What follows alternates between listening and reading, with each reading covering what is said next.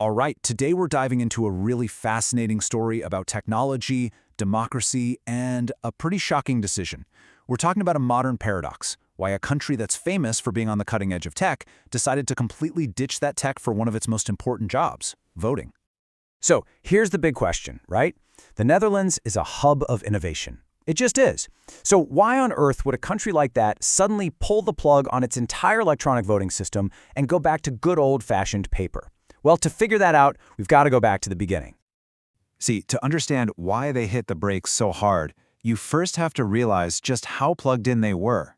The Netherlands didn't just kind of dabble in electronic voting. For a while there, they were its biggest champion in all of Europe.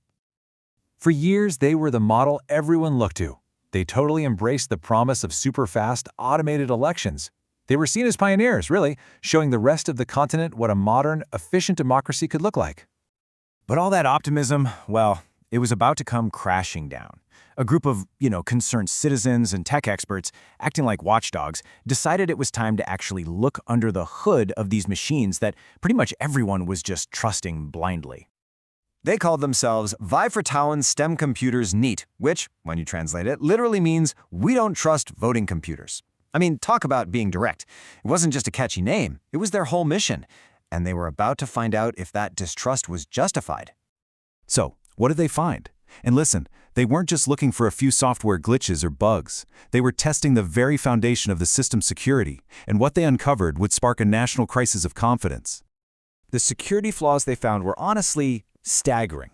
The machines could be hacked, they could be physically messed with, but the real bombshell, the one that changed everything, was that last one.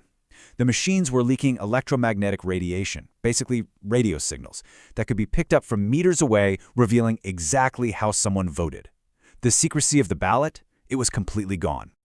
You can imagine, these revelations just set off a total firestorm. The government was suddenly facing this huge choice. Do they double down on a technology that's now proven to be broken?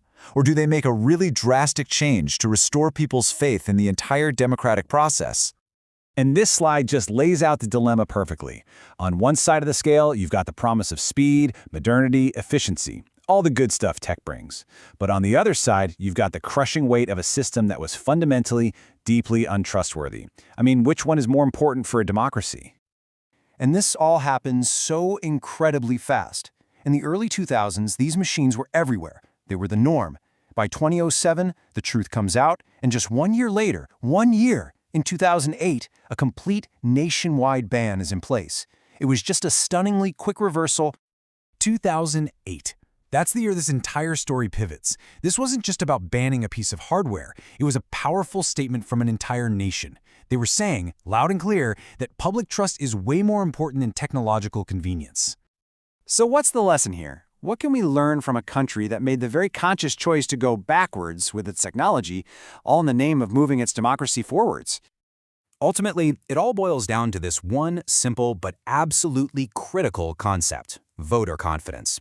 And that's not just some vague idea, it is the absolute bedrock of democracy.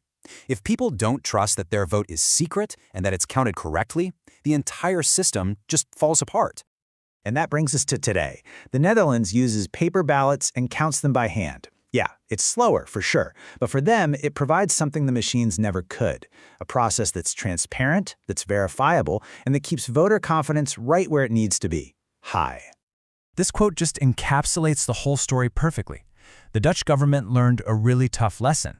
While being efficient with technology is great, it can never, ever come at the expense of public trust. In a democracy, trust is just not negotiable. And this whole thing leaves us with a huge question, one that goes way beyond voting machines. The Dutch paradox really forces us to ask, in our constant rush to adopt the newest, shiniest technology, are we accidentally overlooking some really fundamental values? Their story is a powerful reminder that just because we can automate something doesn't always mean we should.